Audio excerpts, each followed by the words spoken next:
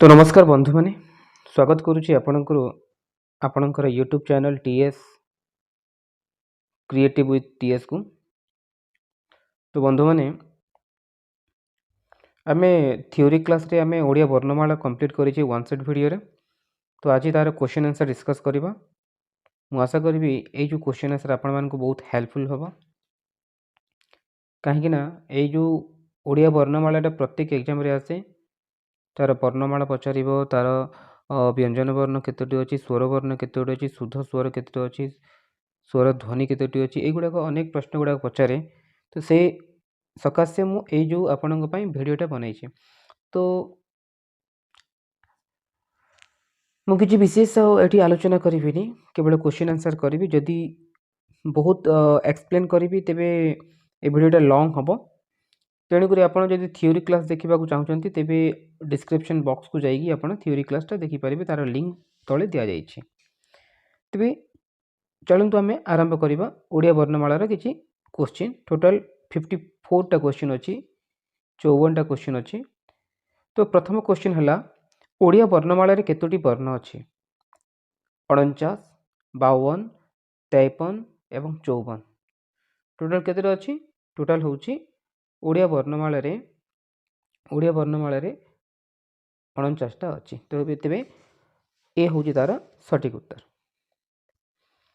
Question number 2 ध्वनि मानकर लिखित रूप को कौन कहुए?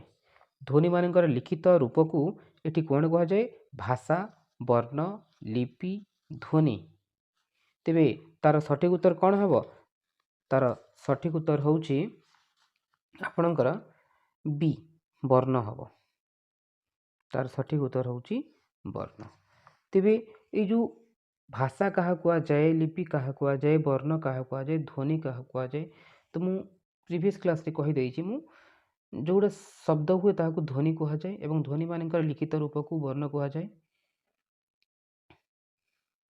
मु आगु क्लास रे कही देछि एगुड़ाक। तेबे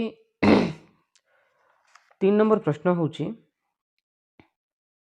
वर्ण बा अक्षर को नहीं कौन सृष्टि हुए? वर्ण बा अक्षर को नहीं कि कौन हुए? लिपि वर्णमाला ध्वनि भाषा। तेबे वर्ण बा अक्षर को नहीं कि ऑप्शन बी वर्णमाला सृष्टि हुए। क्वेश्चन नंबर 4 को जीवे। क्वेश्चन नंबर 4 रे अच्छे उपरी भाग अर्धवृत्ताकार वर्ण संख्या केते? उपरी भाग अर्धवृत्ताकार जोटा अर्ध थाए अधा एवं वृत्त होइके थाए सेटा होची केते? 11 12 13 14। तेबे तार सठिक उत्तर होची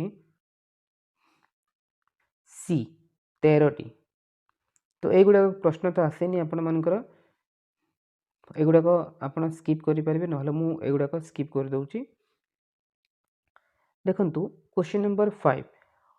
क्वेश्चन नंबर 5 रे पचाराला ओडिया वर्ण को केते भाग विभक्त करा जायछि? ओडिया वर्ण को मुख्यतः 1 2 3 4। तेबे तार सठिक उत्तर कौन? तार सठिक उत्तर होची 2टी। क्वेश्चन नंबर 5 रो ऑप्शन होची बी। तेबे बी कौन कौन रहिला? स्वर वर्ण एवं व्यंजन वर्ण। तो स्वर वर्ण क्या कहुए? स्वर वर्ण क्या कहुए? जो वर्णटा तार निजे निजे उच्चारित होता है माने कौन सी ध्वनि बिना साहाय्य उच्चारित होते ताहाकू स्वर वर्ण कहुए। एवं व्यंजन वर्ण क्या कहुए? जो वर्ण अन्य वर्णर साहाय्य उच्चारित हुए ताहाकू व्यंजन वर्ण कहुए। तेज स्वर वर्ण केतोटी व्यंजन वर्ण केतोटी आगू प्रश्न अच्छी देखंतु। क्वेश्चन नंबर 6 नंबर समुदाय स्वर वर्ण संख्या केतोटी? समुदाय स्वर वर्णर संख्या केतोटी?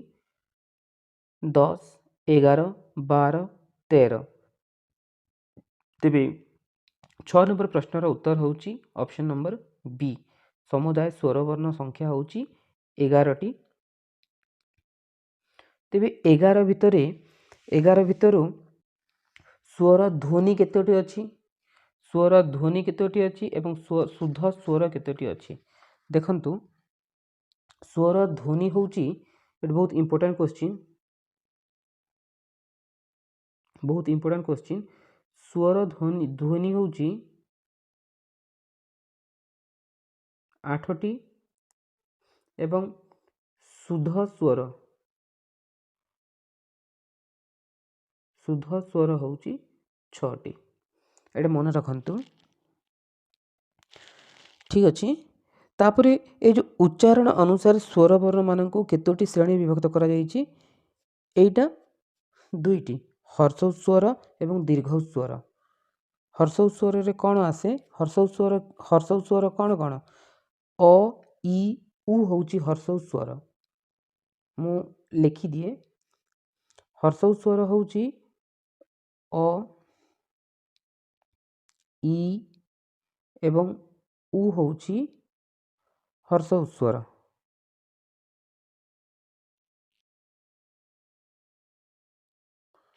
माने हर्ष ध्वनि ठीक अछि हर्ष ध्वनि आउ दीर्घ ध्वनि होउची केतोटी दीर्घ ध्वनि होउची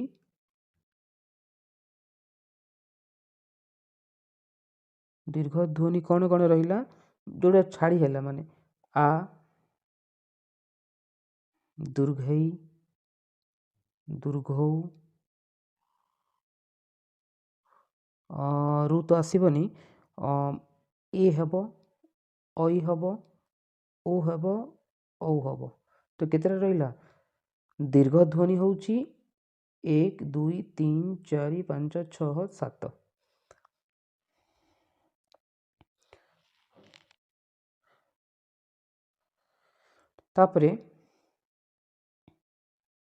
तापरे देखंतु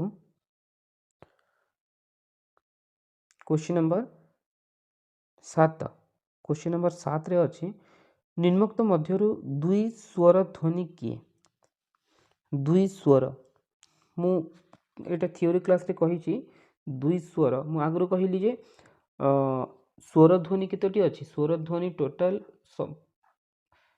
होउची स्वर वर्ण होउची 11टी स्वर वर्ण होउची 11टी एवं स्वर ध्वनि होउची 8टी एवं शुद्ध स्वर केतेटी तेबे प्रथम होउची 11 8 तापरे 6टी एटा होउची स्वर वर्ण स्वर ध्वनि एवं शुद्ध स्वर से भितर हम देखिबा प्रश्न कौन कहिला प्रश्न कहिछि दुई स्वर ध्वनि किए हाँ तापर मु कहिली कौन जे उच्चारण अनुसार स्वर वर्ण मानक मध्य दुई भाग विभक्त करा जायछि प्रथम होउछि ह्रस्व ध्वनि एवं दीर्घ ध्वनि तापरे देखिबा 6 नंबर क्वेश्चन रे कहिछि समुदाय स्वर वर्ण संख्या केते 7 नंबर रे दुई स्वर ध्वनि किए दुई स्वर माने कौन ताकू आमे संयुक्त स्वर भी कहि परिबा दुई स्वर होउछि कौन जे आपणकर ओई एवं औ तो केतेटा रहिला एटा होउछि आपणकर क्वेश्चन नंबर 7 रो ऑप्शन होउछि ए ओई एवं औ हला एटा होउछि दुई स्वर एटा को संयुक्त स्वर मध्य कहा जाय संयुक्त स्वर कहा जाय आमे कहि पारबा यौगिक स्वर वर्ण भी कहि परिबा संधिक्षर भी कहि परिबा तापरे क्वेश्चन नंबर 8 को जिबा सर्वमोट शुद्ध स्वर संख्या केतोटी मु एबे किछि समय पूर्व कहितली सर्वमोट शुद्ध स्वर संख्या होउछि 6टी तापरे सर्वमोट व्यंजन वर्ण संख्या केतोटी व्यंजन वर्ण कहा को आछे व्यंजन वर्ण होउछि जेउ वर्ण से निजे निजे उच्चारित हेई पारेनी अन्य वर्णर साहाय्य रे उच्चारित हेई थाए ठीक अछि तो तार उत्तर कौन हबो 10टी हबो 38टी हबो 37टी हबो 40टी हबो तेबे क्वेश्चन नंबर 9 रो उत्तर होउछि कौन टोटल सर्वमोट व्यंजन वर्ण होउछि ऑप्शन नंबर बी 38 होउछि तार सठिक उत्तर। 38 केमिति हैला एबे देखंतु तार 25 होउची स्पर्श वर्ण बा ताकू आमे वर्गीय व्यंजन कहा जाए। वर्गीय व्यंजन होउची वर्गीय व्यंजन भी कहि परिबा एवं ताकू स्पर्श वर्ण भी कहि परिबा 25 टी जेमिति कि जो कहिला कचट तप प्रत्येक वर्ण माने प्रत्येक वर्ग रे 5-5टा रहिला अक्षर तेबे केतेरा हैला 5-5 25 होउची 25 रे होउची स्पर्श वर्ण बा ताकू वर्गीय व्यंजन भी कहि परिबा। माने क ठू म जाए केतेरा हैला 25 टा हैला। मु कहली जो कंठ तालु मूर्ध दंत्य ओष्ठ एटा। तापरे अवर्गीय व्यंजन केतेरा रहिला अवर्गीय व्यंजन होउची टोटल 13 टी रहिला। तो केतेरा टोटल केतेरा हैला 38 टा होउची व्यंजन वर्ण। सर्वमोट व्यंजन वर्ण संख्या होउची 38। तो ए भितरे मध्य ए जो अवर्गीय व्यंजन रहिला एटा जो अवर्गीय व्यंजन वर्ण रहिला ए अवर्गीय व्यंजन वर्ण को मध्य कोन करा जायछि 10 टी होउची अवर्गीय व्यंजन भितरे कोन ज य र ळ ल व तालव्यस मूर्धन्यस दंतस एवं ह ये होउची आपणकर कोन अवर्गीय व्यंजन रे जाउची 10 टा। बाकी जो 3टा रहिला एटा को कहा जाय हमर अजोग बाह वर्ण। अजोग बाह 3टा मिसिला अजोग बाह 3टा मिसिला पर टोटल 13 टा हैला 13 टी हैला। तो ए जो 10 टी भितरे अवर्गीय व्यंजन मध्य 10 टा रहिला ए भितरे कोन रहिला जे अर्धस्वर मध्य रहिला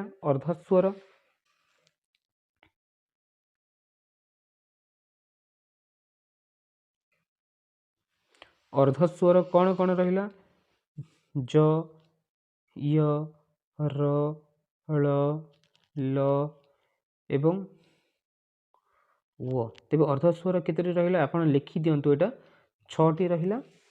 तापरे सेटा उष्म वर्ण रहिला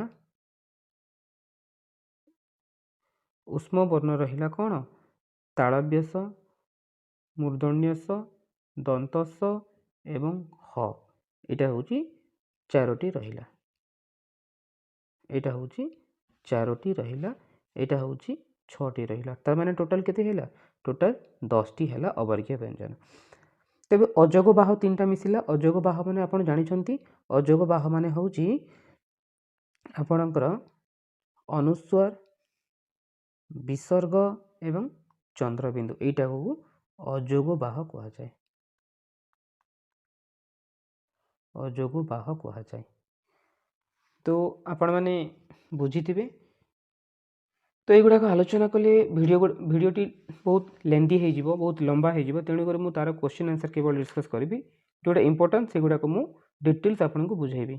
जदि एपरी आप वीडियो देखापी चाहते तेज लाइक और सब्सक्राइब करने कमेंट करने भूलें। जदि मोर किसी भूल हो कमेंट माध्यम जन पारे। तापरे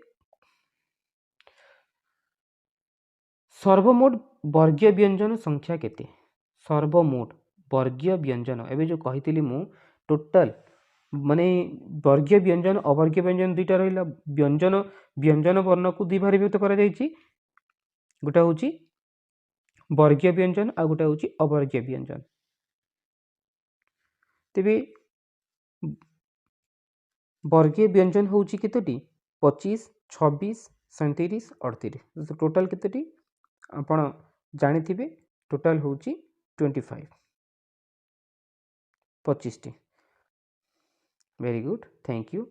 तापरे जिबा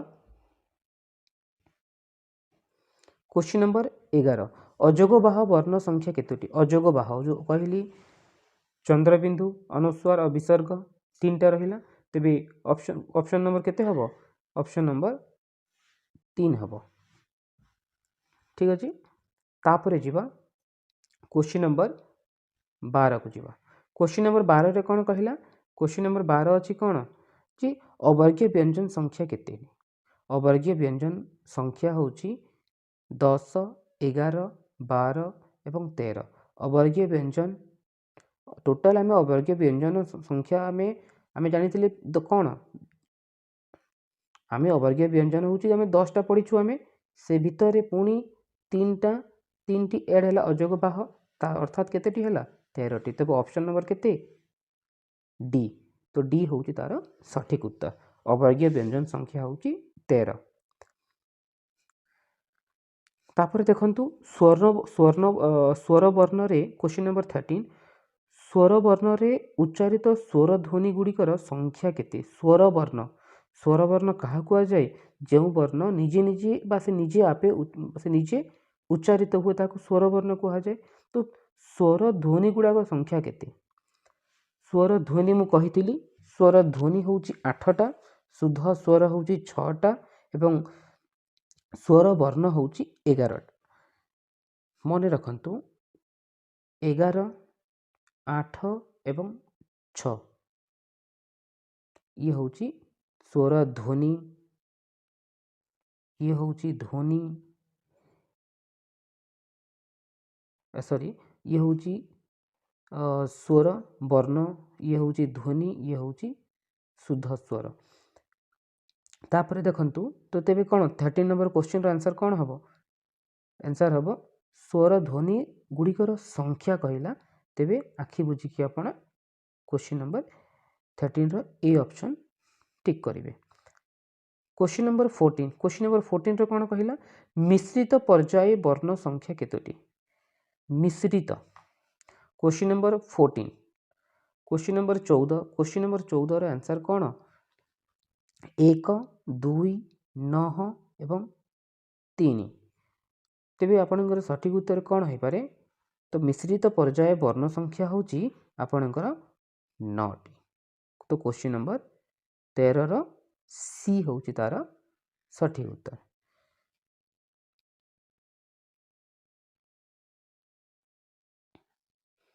तापरे जीवा में क्वेश्चन नंबर 15 को जीवा 15 क्वेश्चन नंबर 15 लिखाई निम्न भाग अर्धवृत्ताकार और बाड़ी मुक्त वर्ण संख्या केतोटी एगुड़ा क्वेश्चन तो आम न पढ़ले भल हम कहीं एगुड़ा क्वेश्चन आपंकर आसबनी तथापि कहीदिए मु 15 नंबर क्वेश्चन रो आंसर होची ए 4टी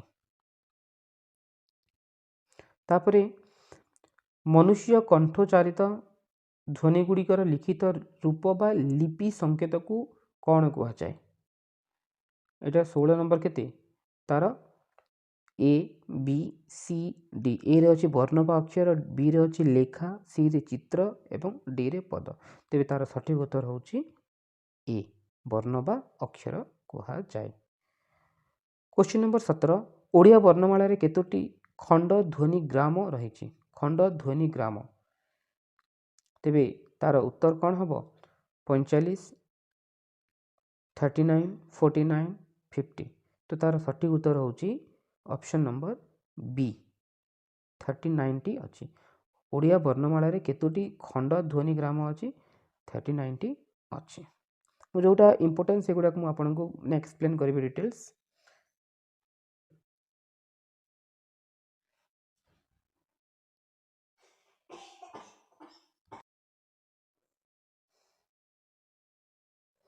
क्वेश्चन नंबर 18 ओडिया वर्णमाला रे केतोटी खंड खंडेत्वर ध्वनि ग्राम रही क्वेश्चन नंबर 18 होची एटा होची ऑप्शन ए दुईटी अच्छे प्रश्न नंबर 19 रे कहला ओडिया वर्णमाला रे खंडेतर ध्वनि दुईटी कौन रहिला खंडेतर तेबे क्वेश्चन नंबर 19 रो सठिक उत्तर होची अनुस्वार एवं चंद्रबिंदु तो ऑप्शन होची ए तार सठिक उत्तर तापरे जीवा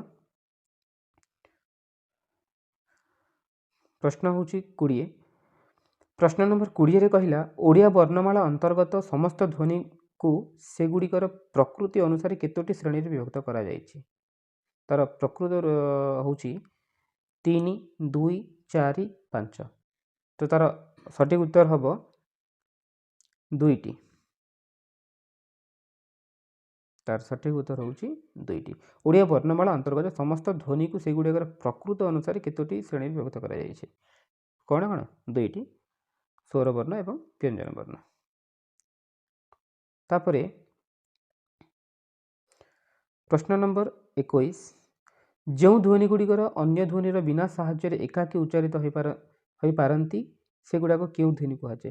ये प्रश्न भी माने देखिए ठीक ठाक जो ध्वनि गुड़िकर अन्य ध्वनि बिना साहाय्य एकाकी उच्चारित हो पारे नहीं होता कौन होता एवं कहला प्रश्न कौन से हो पारती से गुड़ाक कौन कहुए आपन एटा आपन कमेंट माध्यम आपन जनइबे तार सठिक उत्तर कौन हम व्यंजन वर्ण हम संयुक्त हम स्वर ध्वनि हम भाषा हम यहाँ आपन कमेंट बॉक्स रे जनइबे। क्वेश्चन नंबर 22 ओडिया वर्णमालार अ ठारू औ पर्यंत 11टी वर्ण बा अक्षर को कौन कहुए। ओडिया वर्णमाला अ ठारू औ ये आपन कमेंट माध्यम जनइबे। स्वर वर्ण कहुए व्यंजन वर्ण कहुए युक्त वर्ण कहुए विजुक्ति वर्ण कहुए। तो आपड़ ये कमेंट माध्यम जनइबे कहीं मुझे आगुरी बहुत थर कहीदे। क्वेश्चन नंबर 23 ओडिया वर्णमाला 11टी स्वर वर्ण मध्य उच्चारित स्वर ध्वनि संख्या केतोटी। ये क्वेश्चन गुड़ाक बारंबार मुझे रिपीट करुच्ची 11टी स्वर वर्ण अच्छी और तार स्वर ध्वनि हूँ केतोटी तार स्वर ध्वनि हूँ 8टी।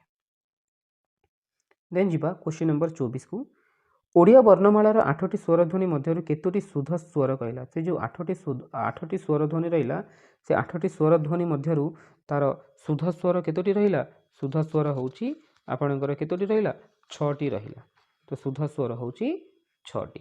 तो 6टी आपन कौन कौन मु कहीदि आउ थे 6टी शुद्ध स्वर हूँ कौन कौन जे आपणकर अ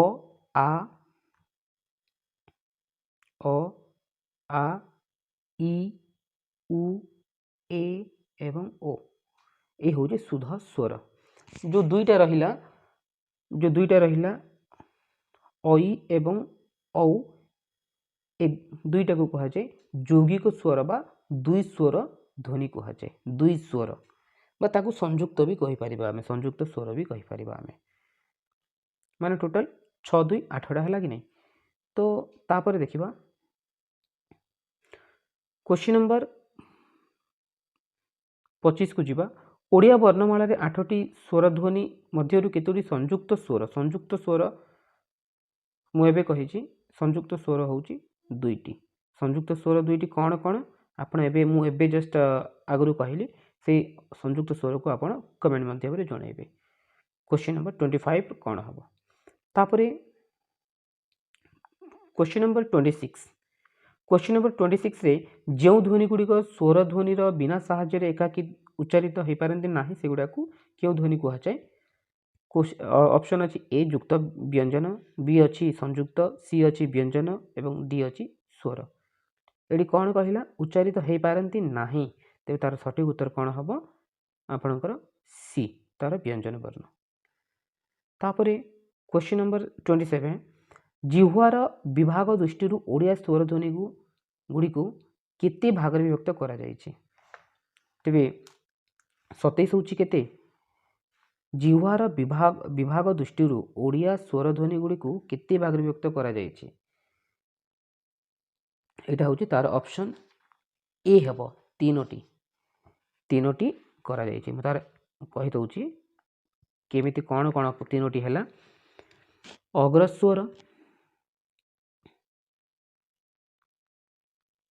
अग्रस्वर माने जोड़े जिते बेले आमे गोटे स्वर ध्वनि को उच्चारण करूछु जीभटा आगो को जाए। देन पश्चात स्वर माने जिते बेले जीभटा उच्चारण करूछु सेते बेले जीभटा पछकु जाउछि। तापरे 3 नंबर होउछि केंद्रीय स्वर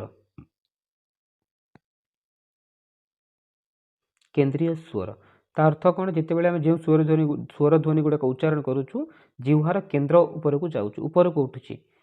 फॉर एग्जांपल कौन कहबा आ हैला। तो एगुड़ाक मु आगुरु कहि देइछि देखि नेबे। क्वेश्चन नंबर 28 को जीवा 28 रे कहला जिह्वार उच्चता दृष्टि ओडिया स्वर ध्वनि को केते विभक्त करा जायछि। तो जिह्वार उच्चता दृष्टि जिह्वार उच्चता दृष्टि कौन केतोटी भाग एक कराଯାଇଛି जिह्वार उच्चता दृष्टि आम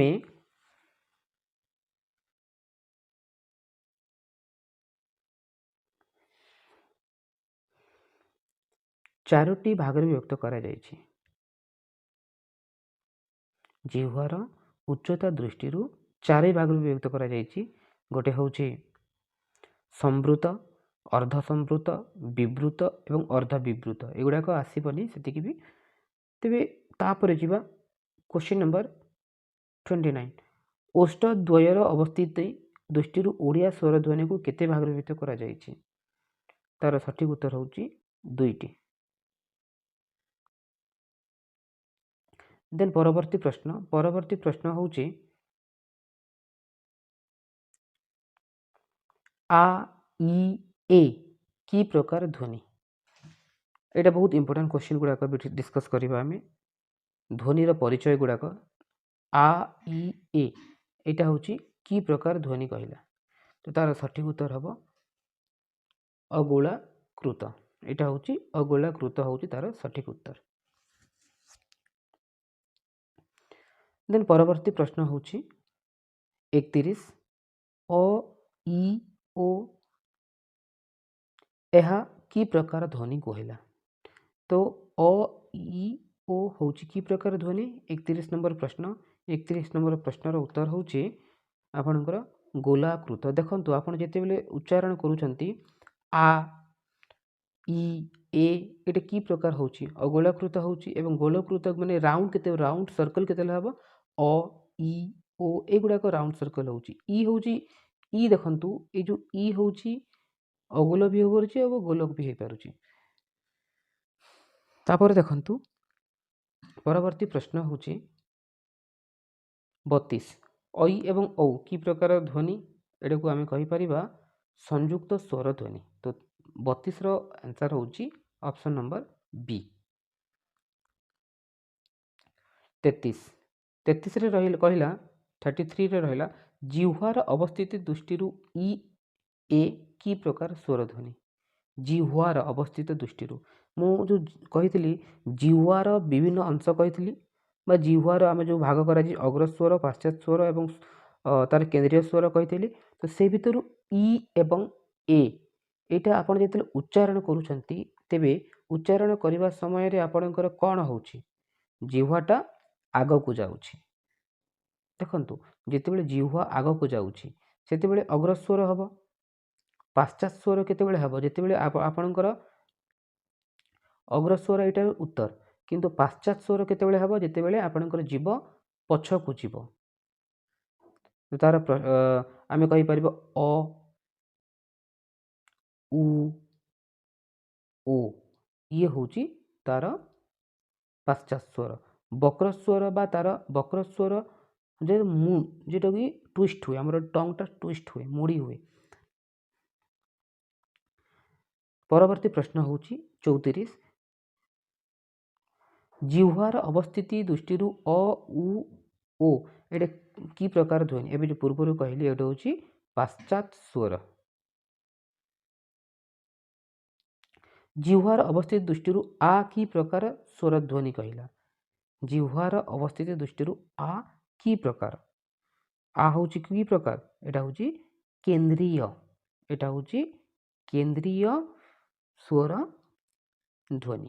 देन परवर्ती प्रश्न प फ ब भ की प्रकार व्यंजन ध्वनि की प्रकार व्यंजन ध्वनि मु कहि दिए व्यंजन वर्ण होची केतोटी रहिला व्यंजन वर्ण होची 38 टी एवं व्यंजन ध्वनि रहिला 32 टी परीक्षा आइसथिला जे व्यंजन ध्वनि केतोटी रे व्यंजन ध्वनि होची 32 टी व्यंजन वर्ण बोली कि आपण 38 मारिबेनी व्यंजन ध्वनि होची 32 टा रहिला तेबे ए जो प फ ब भ आपणकर जेते उच्चारण करंतु उच्चारण कला समय रे आपणकर कोन कोठी होची ओष्ठरे होची ठीक अछि आपणकर तो ऑप्शन हे जिवो आपणकर ए रे सठिक उत्तर तेबे ओठरे टच होची मु कहितली कंठ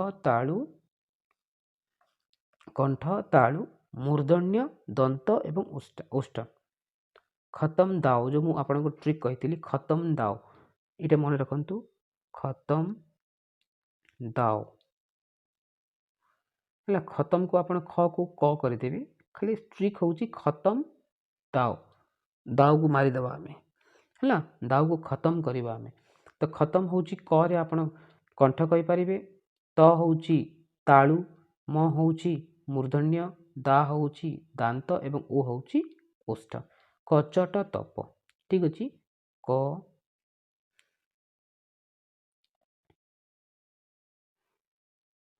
तापर रहा च ट त प है ना देखो पर आसला प फ ब भ प्रत्येक वर्ग रे पांच पांचटी कौन थाए वर्ण थाए तो ब पर म आसब ये जो म हूँ देखु कचट तप लास्ट जो 5 नंबर वर्ण हूँ अनुनासिक वर्ण कहुए मन रखु अनुनासिक हूँ उ न्य अण न आउ म उन्य अणनम हूँ आपंकर अनुनासिक वर्ण प्रत्येक वर्गर पंचम अक्षर हूँ अनुनासिक को जाए तापर देखिबा क्वेश्चन नंबर 37 त थ द ध त थ द ध आपणकर कौटा हम त थ द ध आपणकर हूँ जिते त थ द ध दुटे दांतर स्पर्श हो दांतर स्पर्श हेले आपणकर कौन हम नासिक हम तालव्य हम दंत्य हम ना तालु हम तेज तार सठिक उत्तर हूँ सी दंत्य हम देन परवर्ती प्रश्न हूँ ट ठ ड ढ जितेबाला आप उच्चारण करुँच ट ठ ड ढ आप जीवटा कौटी जाऊे ट्विस्ट ऊपर को जाऊँगी तेरे ट ठ ड ढ हूँ आपणकर मूर्धन्य कहीपर तो ऑप्शन नंबर ए तार सठिक उत्तर ऑप्शन क्वेश्चन नंबर 39 क ख ग घ ये कि प्रकार व्यंजन वर्ण क ख ग घ ये हूँ आपको जो उच्चारण कर क आपन साउंडटा कौटी अच्छी आपंकर भोकाल रू आपंकर जो कंठतंत्र आठ कंठ रू आसूँ तेणुक आपंकर यहाँ हूँ ऑप्शन नंबर 3 हूँ सी हूँ तार सठिक उत्तर कंठ कंठीय स्पर्श देन आम जा मन रखु ये हूँ देखु है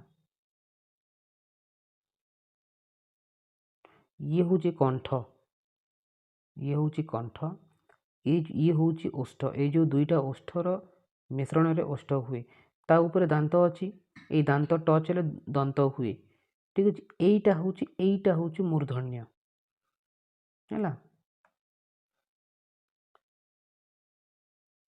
आउ ये जो आमर दांत पाखे जो ये तालु रहा है तालव्यास जमी कह तालव्यास जो स उच्चारण करेंगे दांतर पछ कहब ये हूँ तालव्यास है जो जीवटा मुड़ी होगी जीव जमीक मूर्धन्य स मुड़ी होगी जीव उच्चारण करतु आप निजे जानीपारे कंठ मान यू साउंड आसब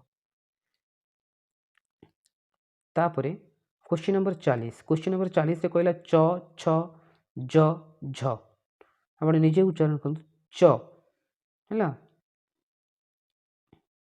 च देखो तालु को जाऊँगी है तालु को जाऊँगी तो यहाँ हूँ क्वेश्चन नंबर 40 हूँ ऑप्शन नंबर ए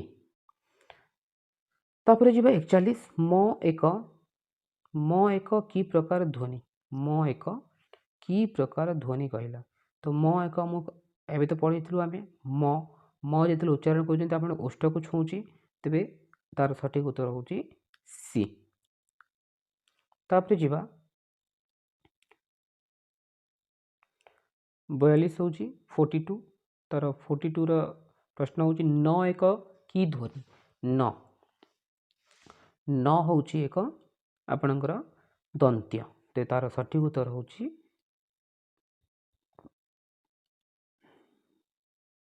कौटी रहा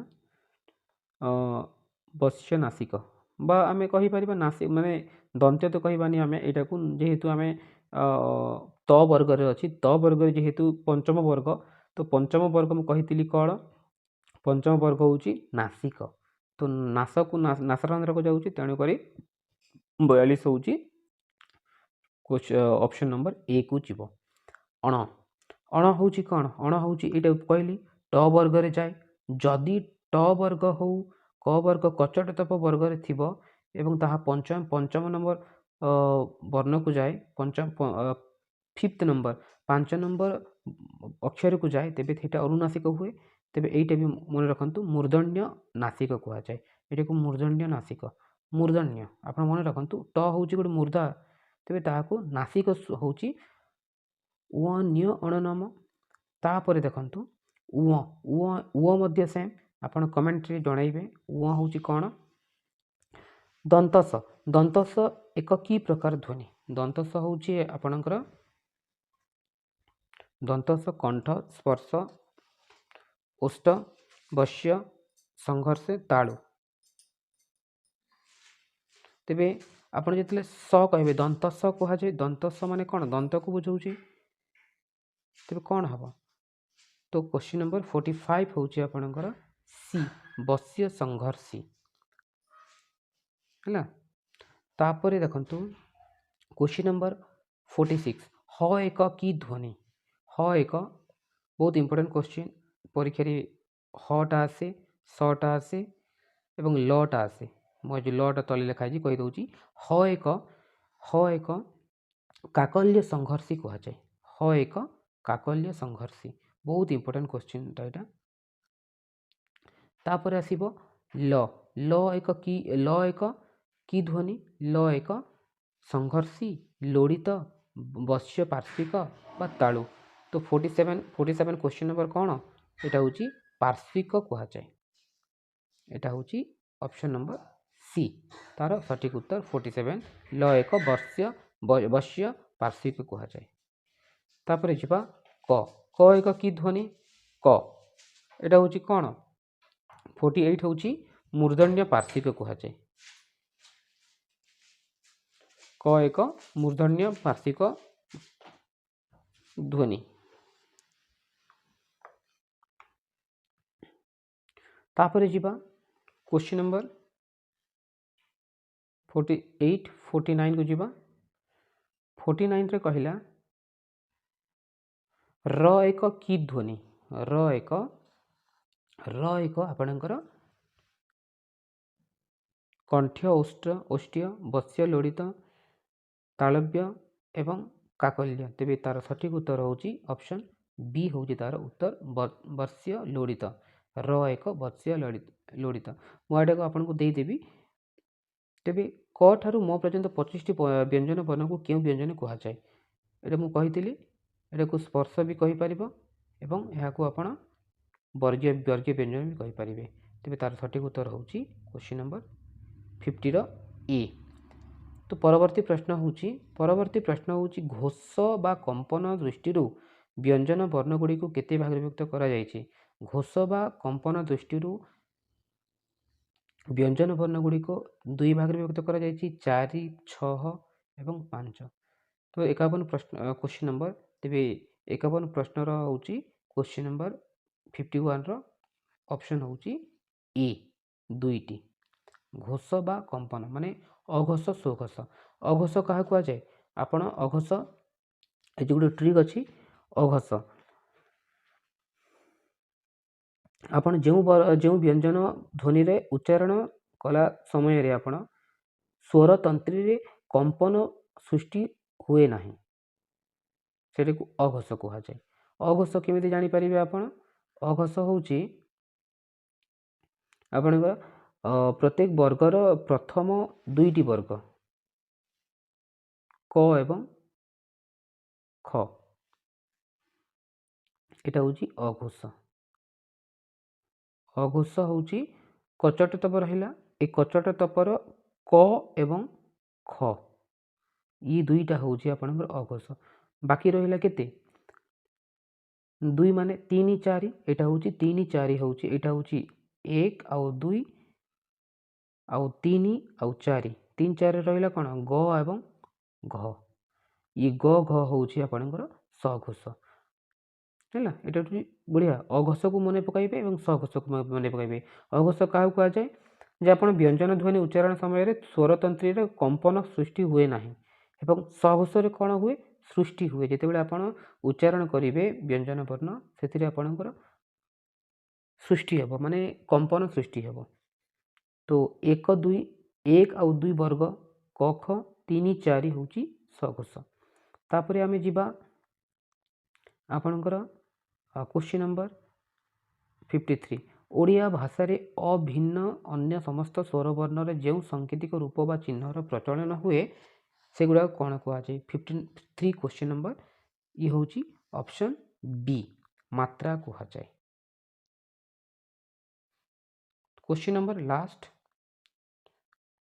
कहला व्यंजन वर्णगुड़िक अन्य व्यंजन सह संयुक्त हेले जो चिन्ह गुड़िकर परिणत हुए सेगुड़ा कौन कहुए व्यंजन वर्णगुड़िक अन्य व्यंजन सांगे गोटे व्यंजन वर्ण सांगे जदि आउ गोटे व्यंजन हेले कौन कहवा मात्रा तो कहबानी आम फला फला कहीपर कि देखो व्यंजन वर्णगुड़िक अन्य व्यंजन सह संयुक्त हेले जो चिन्ह गुड़िकर परिणत हुए सेगुड़ा कौन कहुए कार तो कहीपर आम ना कौन कहवा आम ना फड़ा कहवा तो तार सठिक हूँ फला तो तार सठिक उत्तर हूँ फला व्यंजन वर्ण संगे आउ अन्य व्यंजन वर्ण ठीक अच्छे तेरे मुआ गोटे कहीदिए अघोष सघोष कहली आपण को अल्प प्राण और महाप्राण महाप्राण कहीदे अल्प प्राण हूँ आपणकर प्रत्येक वर्गर आपणकर 1 3 5 माने 1 3 5 रहा कौन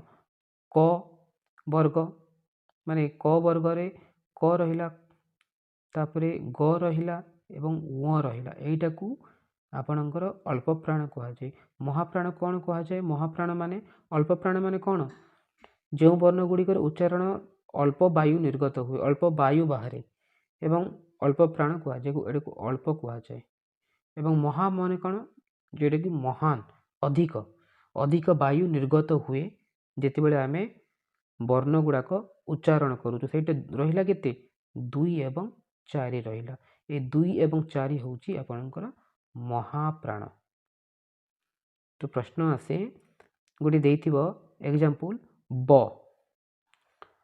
हूँ आपणकर अल्प प्राण जीव ना महाप्राण जीव ब हूँ आपणकर अल्प प्राण जीव जिते उच्चारण कर साउंडटा अल्प वायु निर्गत होउची महाप्राण रे आपण जेतेबेले उच्चारण करूचंती अधिक निर्गत होतुबो तेबे ये थिला आपणकर टोटल 54टा प्रश्न आशा करूची आपण समस्त बुझिथिबे यदि बुझिथिले आपण कमेंट करंतु लाइक करंतु सब्सक्राइब करंतु रहिली थैंक यू।